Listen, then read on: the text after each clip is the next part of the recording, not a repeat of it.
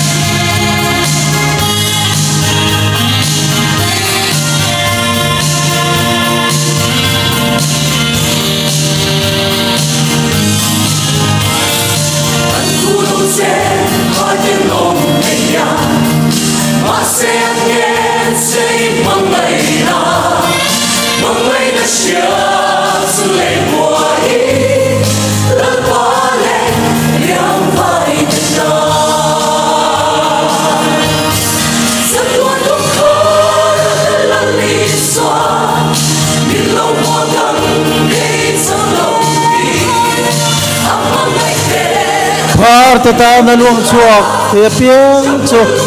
ka trut mu da tagi lo ding je lang u